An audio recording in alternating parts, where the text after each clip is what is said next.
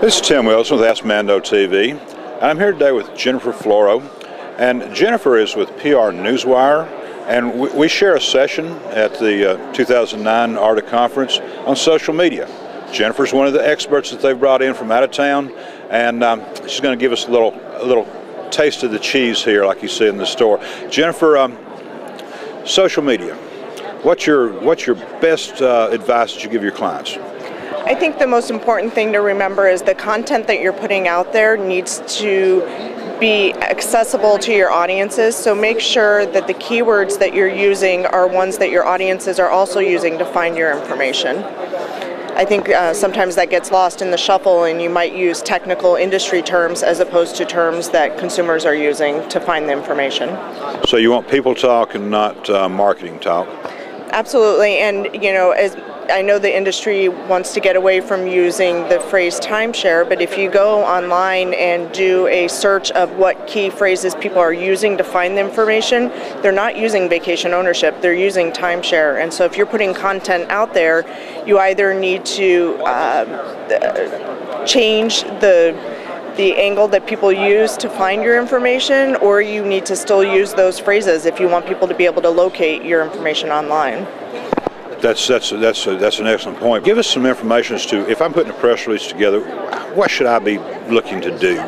In terms of social media and search engine optimization, the areas of your press release that you want to pay the most attention to are your headline, your first paragraph of the press release, and the URL that the press release is under online, because that's what search engines are using to index your information, and that will return you higher on the search engines the more consistent you are in using the right keywords so that it can return natural results on search engines.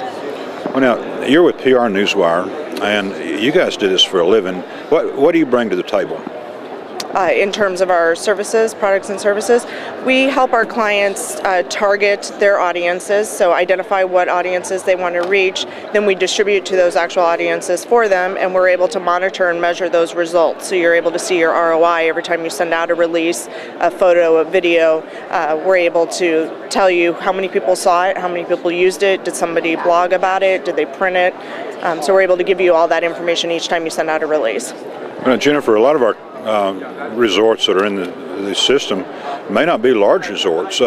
Is this only a service that the large guys can afford, or how does that work? No, not at all. It starts at a couple $100s, so it's definitely not something that's limited to large resorts. I think anybody who wants to get their information out to multiple audiences needs to look at a wire service, whether it's PR Newswire or one of our competitors, because you're able to reach a broad audience at a very minimal cost in terms of the cost per reach that is out there. You're able to blanket the country in terms of reaching the media, but also reaching consumers directly, and any other audiences that you may have. If you have your own proprietary databases, we can also get the information to them as well. Okay, now how do they get in touch with you, I guess? Well, PR Newswire's website is prnewswire.com. I'm on Twitter at jfloro, JFLORO. I'm also on LinkedIn and Facebook, so anybody who's interested can connect to me on those sites. What do you see the potential for this new media as?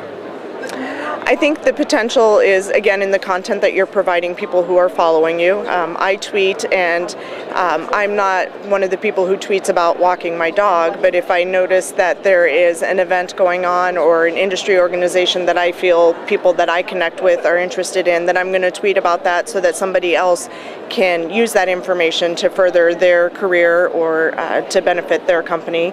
I know this morning I tweeted about women in the industry, that networking organization, and recommended to my friends who are also in the hospitality resort industry to check it out, as it's a great chance for women to network together in the same industry. And so I think keeping in mind your audience when you're tweeting, as far as the people who are following you and what content they're going to find interesting and want to click on. We also do educational webinars through PR Newswire, and so when we've got a webinar coming up that's open to the public, I'll tweet about that as well, so that if somebody's interested in listening in on it, they'll know where to find that information. We appreciate that. We're going to get all the information out of you we can while we got you here. Okay. I think when you are using Twitter, you have to be transparent as far as who you work for.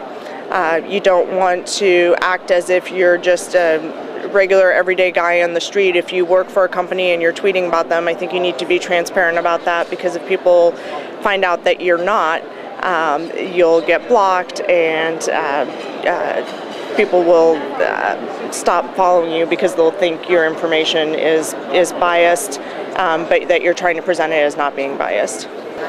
Well, we appreciate you being here today. We appreciate you spending your time to come up to the conference and educate us on social media. Absolutely. I'm looking forward to our session later today.